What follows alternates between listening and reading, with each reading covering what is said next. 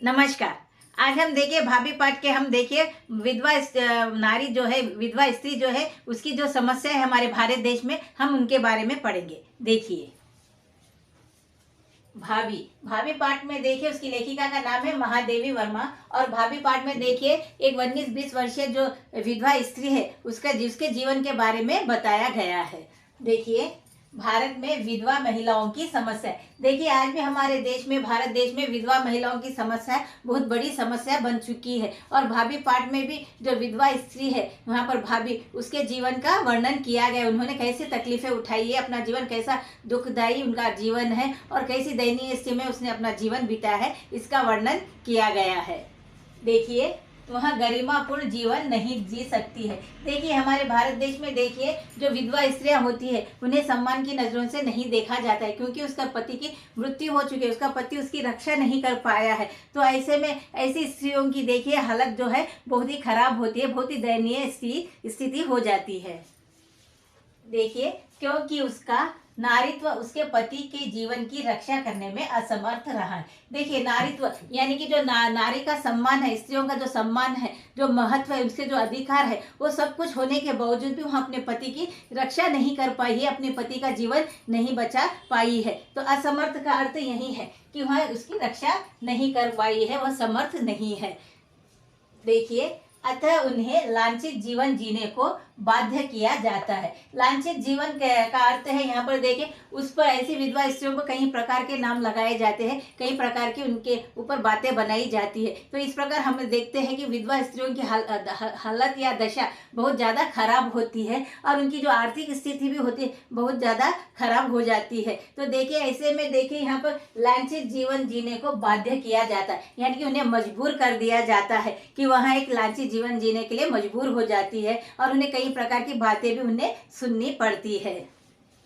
देखिए गरीब और पिछड़े वर्ग की तुलना में, देखिए गरीब और पिछड़े वर्ग, जो गरीब लोग हैं, जो गरीबी में अपना जीवन गुजार रही है, ऐसी स्थितियों की हालत में उनकी तुलना में देखिए अमीर व संभ्रांत परिवार की विधवाओं को ससुराल में अधिक क्रूर व्यवहार का सामना करना पड़ता है। देखिए गरीबी और पिछड़े वर्ग की जो स्त्रियां होती है वह छोटे मोटे कार्य कर अपना गुजारा कर लेती है, मगर जो बड़े परिवार के लोग हैं, जो संभ्रांत परिवार है, यानी कि देखिए जो बहुत धनवान व्यक्ति है, साथ ही साथ बहुत ही उन्हें समाज में उनका बहुत ज़्यादा आदर सम्मान है, तो ऐसे व्यक्ति क्या करते हैं, उनके अगर परिवार में कोई विधवा स्त्री है या लड़की है या इस औरत है तो उन्हें देखिए वो अपने घर में ही उन्हें रखना चाहते हैं, वो किसी से उन्हें मिलने नहीं देते। क्योंकि वो देखिए जब विधवा स्त्री जब बाहर निकलती है, किसी से बात करती है या कोई काम करने बाहर जाती है तो उन्हें बुरा लगता है, क्योंकि लोग क्या कहेंगे, उन्हें समाज का डर होता है। अमीर लोगों को देखिए समाज का बहुत ज़्यादा डर होता है, कोई उस विधवा स्त्री से बात ना कर लिए या उनकी बहू से कोई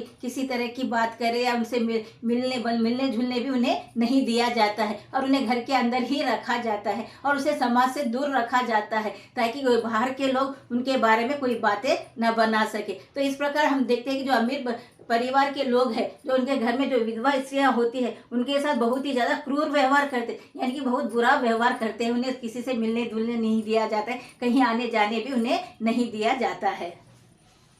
देखिए क्रूर व्यवहार का सामना करना पड़ता है। क्रूर व्यवहार का अर्थ है बुरा व्यवहार करना या उन्हें परेशान करना।